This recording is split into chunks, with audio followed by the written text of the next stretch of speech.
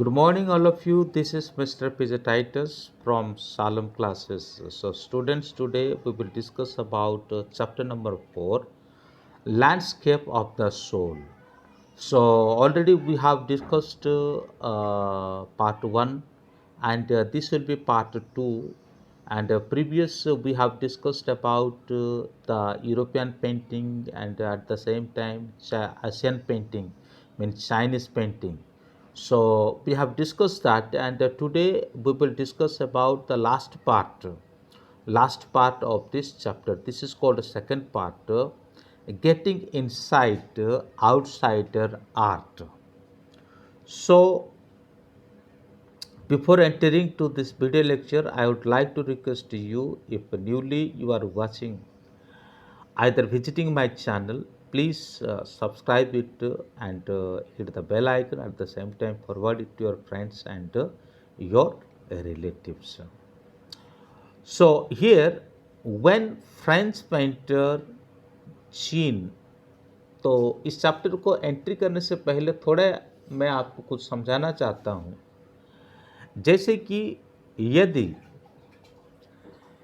कोई व्यक्ति कोई काम के लिए ट्रेनिंग किया हुआ होता है, लेकिन और वो उसी ट्रेनिंग के आधार पर काम करता है। जैसे कि हमने प्रीवियस ये देखा था कि एक ब्लैक स्मिथ था, औपचारिक रूप से पेंटिंग करना उसका कोई काम नहीं था, बस उसको एक पेंटर की लड़के से शादी करना था और उसी धुन में आकर के वो सीख जाता है और फिर एक बेहतरीन पेंटिंग को वो बना लेता है। लेकिन पेंटिंग करने के लिए ना तो कोई डिग्री थी उसके पास, ना कोई प्रशिक्षण थी उसके पास, कुछ भी नहीं था। तो बिल्कुल वही बात यहीं पे भी हम देखते हैं कि कुछ लोग कुछ काम के लिए विशेष ट्रेनिंग पाए हुए होते हैं और कुछ लोग कई काम के लिए ट्रेनिंग पाए हुए नहीं होते हैं, लेकिन बेहतरीन तरीके से कोई कार्य को कर लेते हैं। और ये तब से पेंटिंग के दुनिया में तब से ये प्रसिद्ध होने लगा 1940 की बात है, व्हेन फ्रेंच पेंटर चीन developed muted the concept of art prot in 1940. The art of the untrained visionary was of minority interest. ठीक है, यहाँ पे कुछ ऐसे लोग भी सामने उभर के आने लगे जिन्होंने कोई ट्रेनिंग नहीं किया था, लेकिन उसके अंदर वो विजन था एक अच्छा आर्ट बनाने के लिए। From its almost veiled beginnings, outsider art has gradually become the fastest growing area of interest the contemporary art internationally. तो अंतर्राष्ट्रीय स्तर पर जो भी अनट्रेनिंग ट्रेनर थे, ये लोग भी अपनी किस्मत आजमाने लगे और ये लोग भी बढ़ने लगे और बहुत बेहतरीन तरीके से भी ये अपने काम करने लगे। This genre is described the art of those who have no right to be artists, as they have received no formal training yet show talent and artistic insight. तो यहाँ पे उनके बारे में डिस्क्राइब किया जाता है जिन्होंने कोई फॉर्मल डिग्री नहीं है, या तो फिर उनके डिग्री के आधार पर उनको कोई अधिकार नहीं है क्या करने के लिए, अपने आर्ट, अपनी कला को प्रदर्शन करने के लिए, लेकिन फिर भी वो कर रहे हैं और वो भी बेहतरीन तरीके से कर रहे हैं। Their works are a stimulating contrast to a lot of mainstream offerings. तो जैसे मेन स्ट्रीम ऑफरिंग में जैसा काम होता है और उसी प्रकार काम इनके द्वारा भी हो रहा है। अराउंड द टाइम डफिट was propounding his concept in India, untouched genius was creating paradise. तो यहाँ पे बिल्कुल उस व्यक्ति की तरह यहाँ इंडिया में भी एक व्यक्ति है जिन्होंने भी एक बेहतरीन कार्य को दिया है। Year ago little patch of jungle that he began clearing of make himself a garden sculpted with stone and recycled material.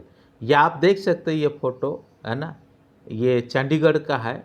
और यहाँ पे जो रिसाइकलिंग मैटर जो है, जिसको हम ऐसे ही फेंक दिया करते थे, इसी प्रकार चीज़ों के द्वारा वो इस गार्डन को कितना बेहतरीन तरीके से सजाया है। और जिसका नाम है, ये 80 ईयर्स ओल्ड का एक ओल्ड बंदा है जो जिसका नाम है नेक चांद।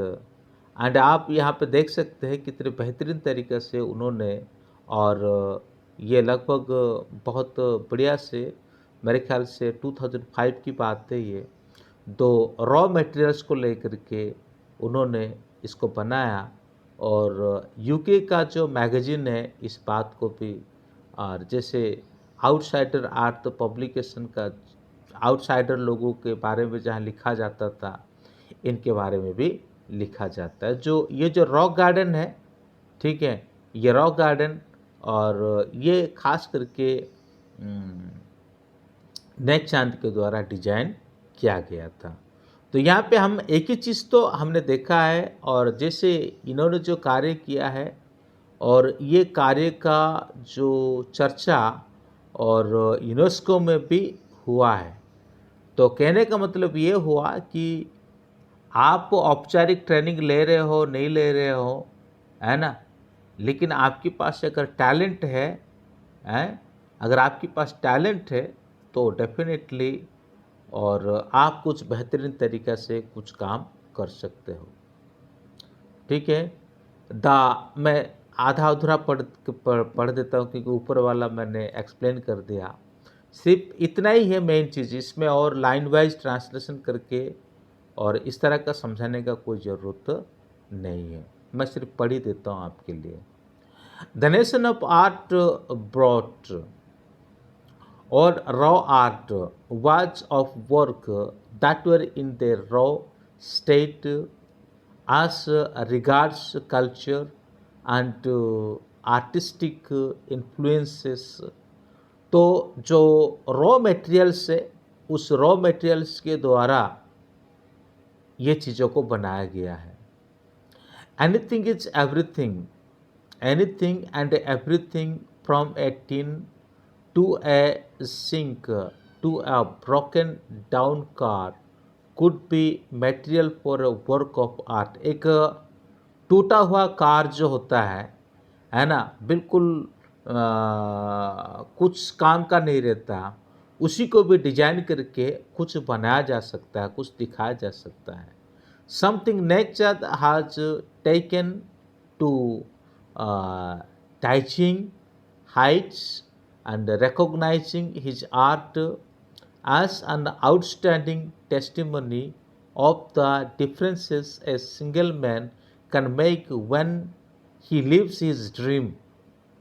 The Swiss Commission for UNESCO will be honoring him by way of European exposition of his work। The 5-month interactive show Realm of Nexant beginning October will be held at Lenin Museum in Switzerland, Belgium, France and Italy। The biggest reward is walking through the garden and seeing people enjoy my creation, Nexant says। नेकचांद जो असली आनंद उनको तब आता है जब लोग क्या करते हैं कि ये जो गार्डन में घूमते हैं और आनंद लेते हैं। और यही चीज़ हिंदुस्तान टाइम 28/2005 को इस बारे में लिखा गया था। तो यहाँ पे कहने का मतलब ये हुआ कि जो भी वेस्टेज चीज़ें, जैसे कि बताया गया, आपको पहले बताया कि एक टूटा हुआ कार को भी क्या कर सकते हैं हम, उसको कुछ डिजाइन बना करके रख सकते हैं। ठीक ऐसे ही जो चीज़ कोई काम पे नहीं आता था और ऐसे चीज़ों को इन्होंने इकट्ठा किया और इकट्ठा करने के बाद उन्होंने इसी को क्या किया और इसी के द्वारा ये गार्डन को बनाया, जिसके चलते है ना ये जो स्विस कमीशन फॉर यूनेस्को ये भी और उनको हॉनर करने के लिए इच्छा जाहिर किया और इस काम की चर्चा जो है पूरा यूरोपियन कंट्री में भी हो गया। सो आज का वीडियो लेक्चर इतना ही है। Thank you, may God bless you, have a good day.